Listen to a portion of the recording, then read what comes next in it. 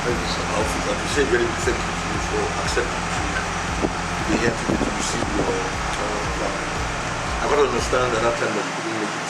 Exactly. It's why it's all up to date. And I'm quite happy that you are here today. At least we can also get to know how far your career has gone, how you were able to turn around everything and go to became the success story that we know. Before we do the what presentation, let's just take a few questions. All right, sir. Start by asking you to share with us at what stage of your career are you now? Where are you now? What's happening to the Gbenjo brand now? Okay, Laolu Gbenjo brand is getting better, it's getting stronger, and God is opening new doors. We have new songs that we have released this 2022 this year, and right now we are preparing for our UK tour. We'll be performing in London, in Sheffield, Manchester. That's Laolu Gbenjo right now. Nice one. How did you popularize that Alujo? I mean, if everyone is asleep and you hear that, you know that this is not Gbenjo. How did you perfect it? How did you fine tune that? Well, the Alujo special, the LG started during the lockdown, and everybody was at home. The musician, entertainer, bankers, everybody was at home and there was nothing to do. So I was broke and I didn't want to beg anybody for money. So I had to come up with the idea of birthday shout outs to celebrate people so that when we sing and praise people, at least they will have something to host, to share with family and friends, since they couldn't hold party at that time. And so it came out, the idea came during lockdown, Alujo special. Alujo specialist. To celebrate people. How did it now turn out for you? Because from what you said, it was just a way of not just overcoming COVID, but also a way to keep your fans going. Exactly. But how are you now able to transform it into something that was not bringing in money, despite the fact that shows were not really? Okay, so I remember the first one I did. I think I did it for somebody for 50k, and I remember I had to pay for studio, pay the musician, and there was nothing remaining for me. And but I kept on going. Immediately I posted it on my page. A lot of people love it, and I got a lot of requests to do shout out for them, for their loved ones, for family and friends and others. So I decided to take it further, to make it something big, make it lively, build my studio and others. So, and with the Alujo, with the charisma, the dance, the move and everything, people just love it. And then you began to up the game, up the fee. Then once in a while we release new song, release a new song, gratitude, and then Let's not talk about 2020. That 2020, I know you were living in the studio, you are waking up. Yes, I was always in the studio. Back to back, you are recording. I was always in the studio. My eyes was swollen. I was always in the studio, because we were performing for Zoom, special recording for churches, people, parties in abroad. So their dancing songs we record for them and others. So we were always in the studio. Was it that year you built your studio, or you still? So I built my studio. Yes, that same year, and I was renting studio. So that same year I built my studio. Then let's talk about your band. Is it a new band you put together, or you've always had those guys? No, the same guys that have been working with me since 2014. Why 2014? Okay, so my story is a long story, because I released my first album. 2008, and with high hope that I'll be getting an invitation from the churches, people buying my CDs, all of them, getting invitation for weddings and all that. But it was the other way around. So I was fed up, I was discouraged. So I stopped singing for like about 7 years. Wow. So having stopped singing for 7 years, I remember I went for a friend album launch at about, I think 2012 or 2013. So I was called to say something about the guy, the project, his work and all that. So I raised his song and everybody loved the song I raised. So a man of God walked up to me after the meeting and said, God said I should tell you that you have left your purpose, that if you could trust him again, he will help you. So I was feeling what he was saying. It's a different thing that somebody will be giving you a prophecy and you say, "Let consult here." You understand? But he just said that to me to confirm what I was having in my spirit. So the biggest question was, okay, so where I was going to start from, having left the industry for 7 years. So I had to raise my band again. My drummer, the keyboardist, the drummer. So we had a meeting somewhere around Falomo. We had lunch at somewhere around Falomo, and I remember I spoke with them that we have to go back to singing. We have to do free shows. We have to do free events. But I trust God that at the long run that God will help us. I remember 2014 I did a concert in KICC. That's where I released Gabriel album, Fire with Gabriel, that people sing everywhere to me. So ever since then we've been together since 2014. Are you able to bring back everyone that you originally started with?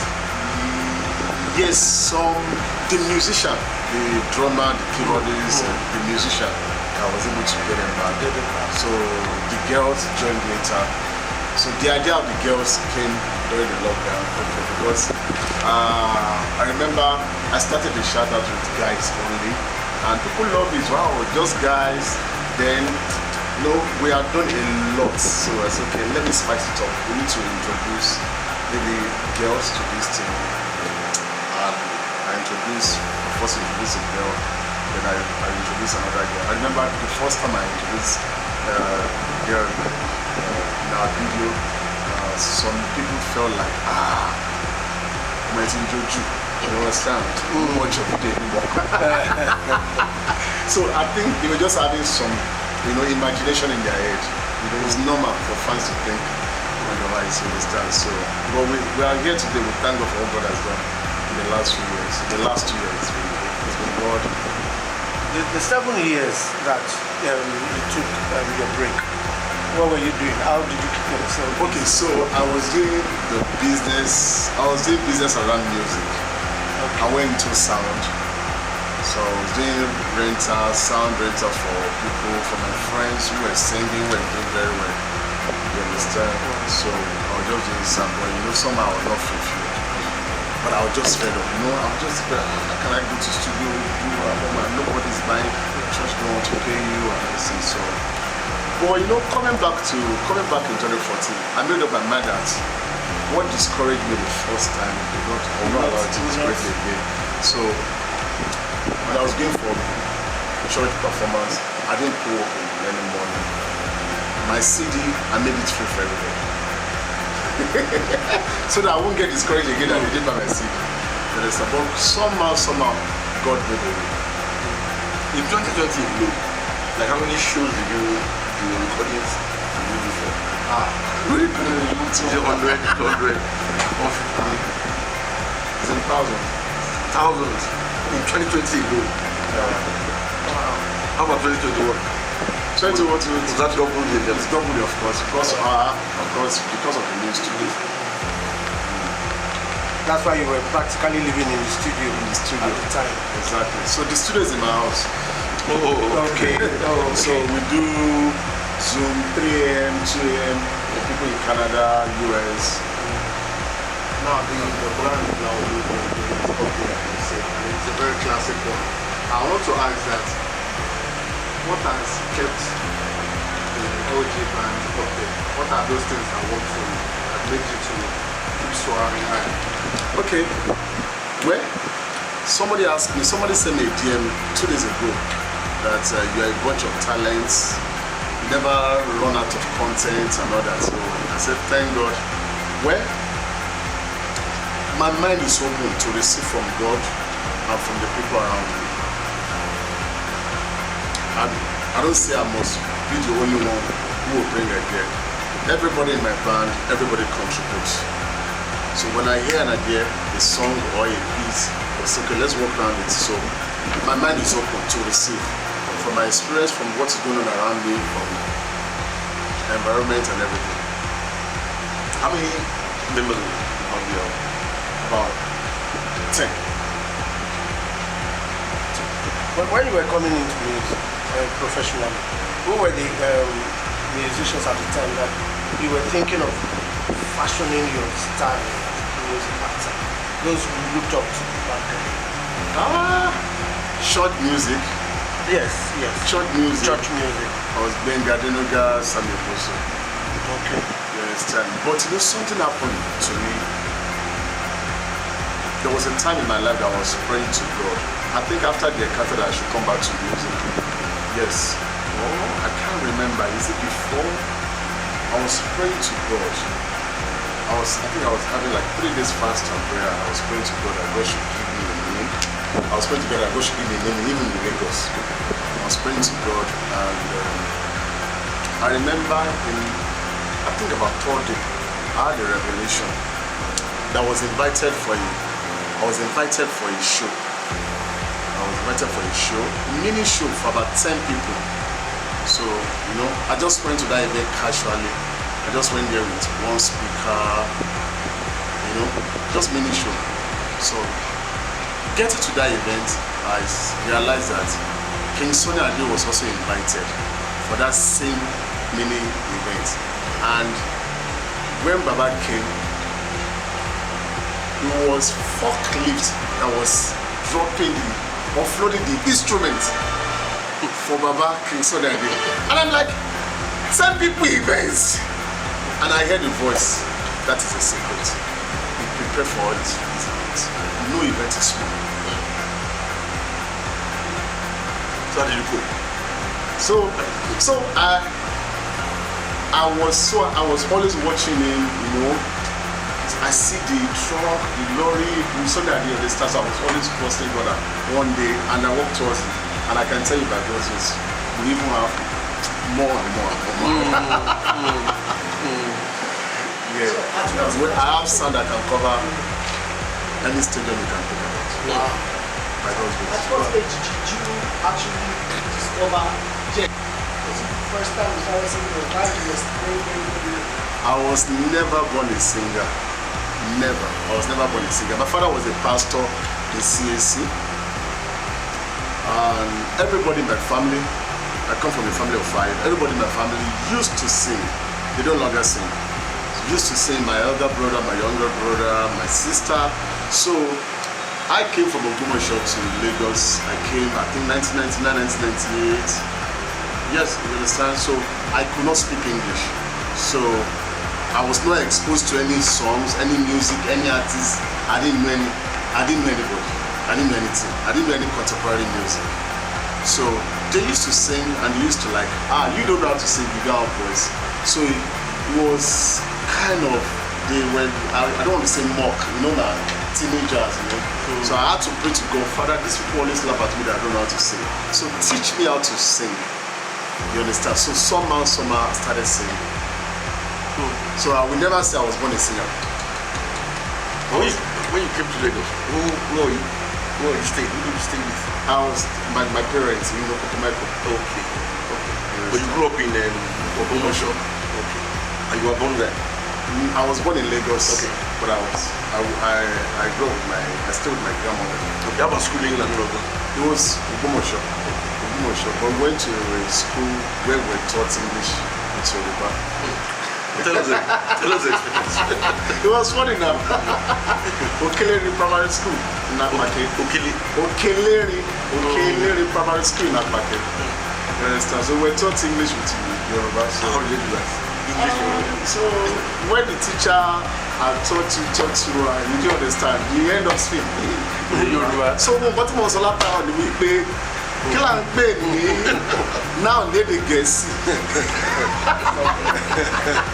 So it was funny. And I remember one of those days, I think I was in SS2. The CRK teacher came into our class and he said, he wrote to the board, he said, paradise, he wrote the word paradise. He said we should pronounce it. And all of us in the class said paradise. The word paradise and paradise is the same thing. The guy said again, paradise. Again and again, paradise. That's cool. Paradise, like the paradise. And the guy beats the hell out of us. So you practically had to teach yourself when you came. Exactly. I had to mingle. I remember I had a girlfriend there that was teaching me English. I was going to ask you that. So how were you able to cope in Lagos? I was just, it was crazy, it was funny. Everybody was always coming around and I had a very, very, very strong Yoruba diction. Very Congo, eh? To buy some funny people. It was crazy. What is the environment like? This one, I will never forget this one. Then I just started singing, and I think, of course, I didn't really understand too much English. So, and I had to introduce a song, and I said, so I was trying to introduce the song on stage, and I said, the topic of my song is, and somebody shouted from the back, one chapter! So when I go home that day, my brothers laughed at me, said, Laolu, they do you delay. Oh, why did you show up on the stage? And moreover, what is your joy as ability on stage or start to sing or I've had many great experiences in life. I can't say I've had many.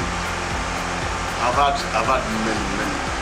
Take us through how you were able to navigate from coming from the village to Lagos and then finding your way into music. Were you part of a church choir? Of course. I've always been a church boy. Church boy all my life.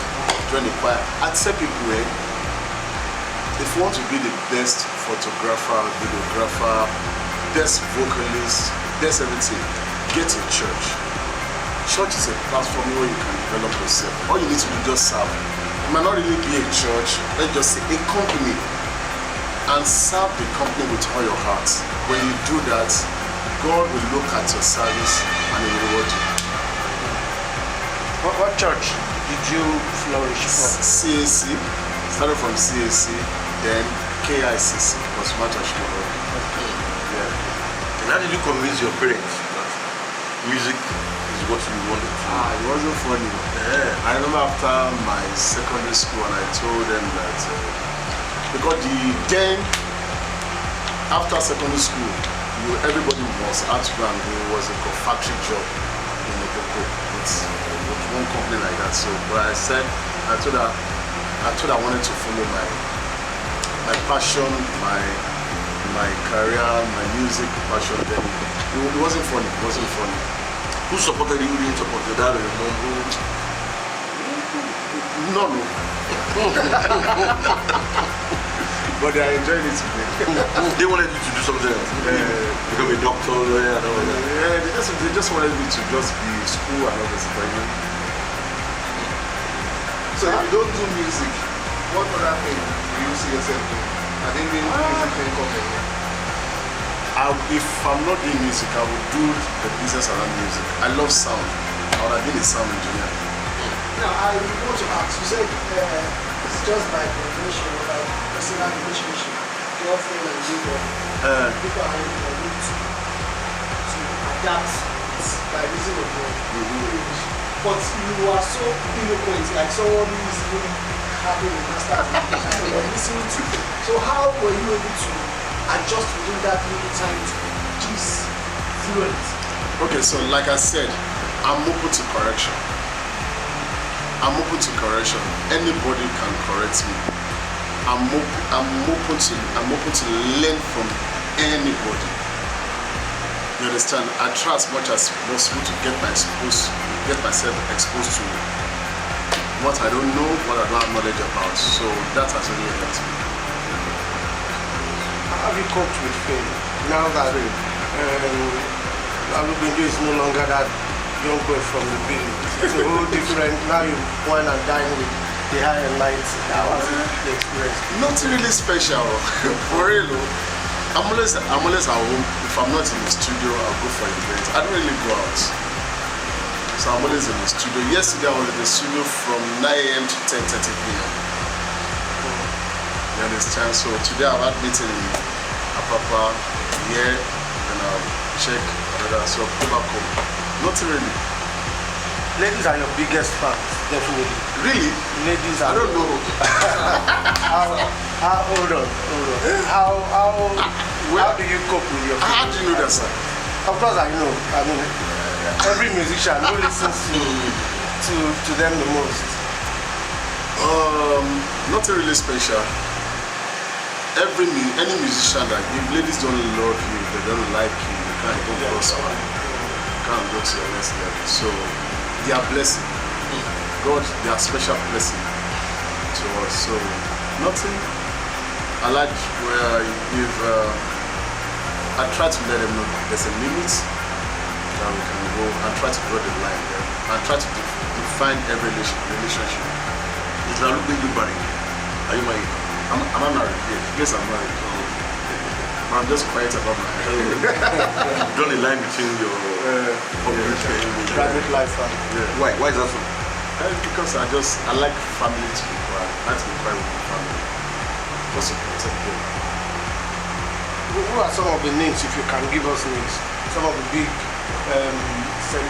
personalities we know that have supported your brand the most, who have been there with you also? My friend BJ Sass, Big Bolaji. Those are the names I can remember. If you are to feature one big artist, I love Shola Listen. But we've not done anything. Several times we say we'll do something together, But I'm just trying to, she's a soft person. So I have to bring myself down, I have to comport myself to be a soft person. Because me, I'm an hyper person. And that shows on your stage performance. Everything's always full of energy. How did you come about that? And for how long does it take you to prepare for what we see on stage? Well, it's my passion. I always tell people, when you know your area of strength, my area of strength is Alujo, making people dance. So I just flow easily with it. No really big preparation for real. With my guys, no really preparation because we become family. So if you have any idea to run with that idea, it's so simple. Because they are really locked. There's a team spirit.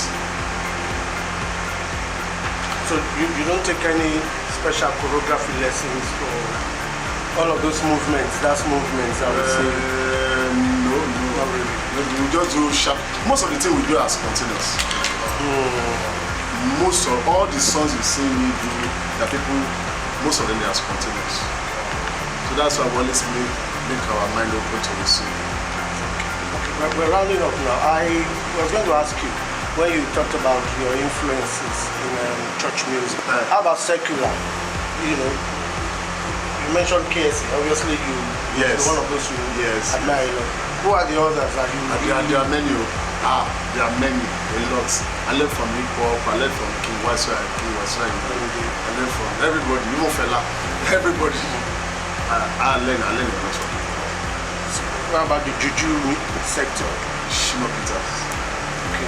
There was a time in my life that I listened to Shino Peters for years. What's your advice to Yinka Ifele? Yinka Ifele actually God actually used Yinka Ayefele for us. How? Because the tune actually started from Yinka Ayefele. So we just came to fructify it. I was going to ask you for your advice to youth. What would be your advice to youth, especially those who are coming up today and want to say, not to be like Laolu Gbenjo. What would be your advice to them? Number one, know your strength.